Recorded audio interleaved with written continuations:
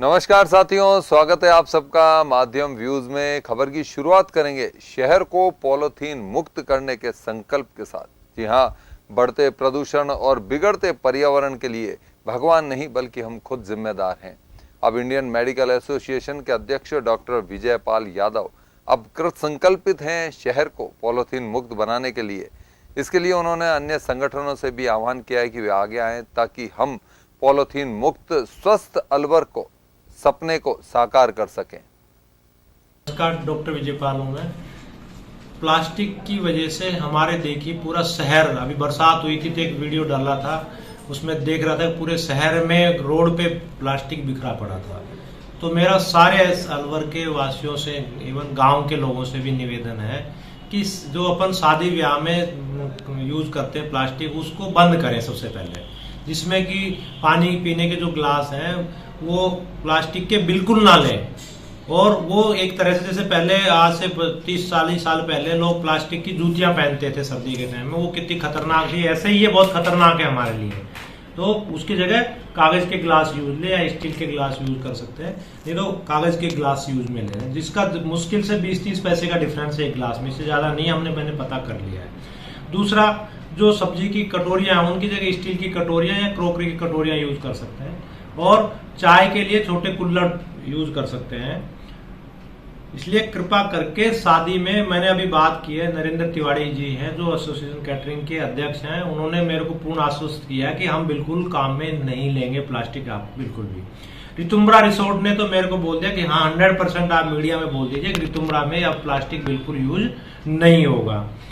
दूसरा, मैं कहना चाहूंगा सभी शहरवासियों से कि जो भी सब्जी लेने या बाजार से कोई भी चीज खरीदने जा रहे हैं तो कृपा करके दो तीन थैले अपने पैंट से बन जाते हैं आजकल, तो बहुत इजी है, बहुत कपड़े के थैले लेके जाएं जिसमें अपनी सब्जी ला सकते हैं, अपने और दूसरी चीजें लेकर के आ सकते हैं। वहां पे प्लास्टिक ना लें।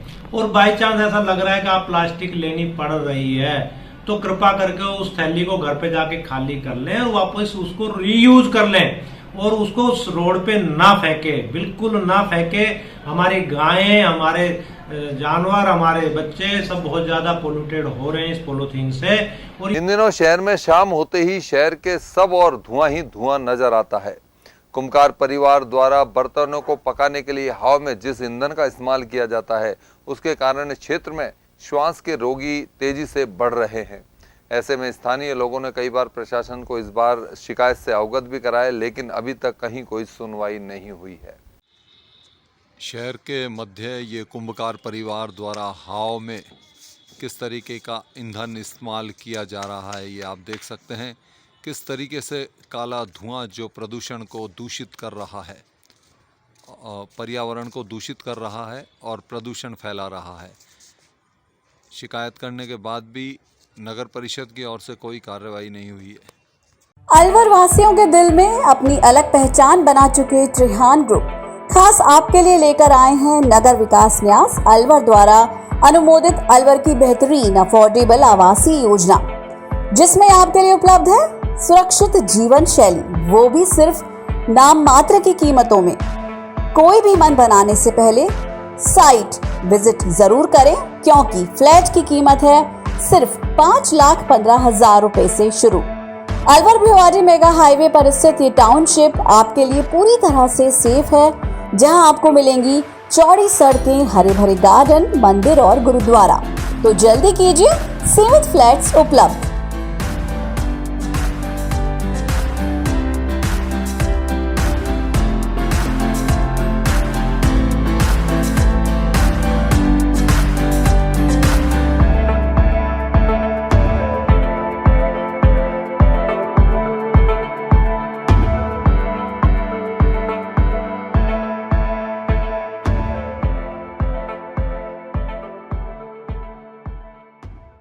अब अलवर में धीरे धीरे बेहतरीन चिकित्सा सुविधाएं आम जन को मिलने लगी है।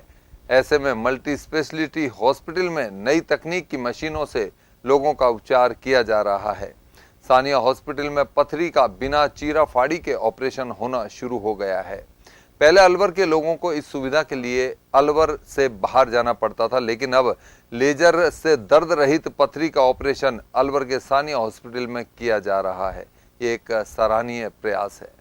इस समय तेज गर्मी चल रही है और लोग ठंडी चीज खाना प्राथमिकता में शामिल कर रहे हैं, लेकिन आयुर्वेद के आधार पर अभी इन दिनों ठंडी चीजों का सेवन निषेध रखा गया है।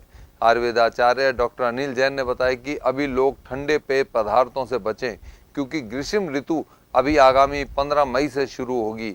यही समय है जब हमें अपने खान पान का, स्वास्थ्य का ध्यान रखना है।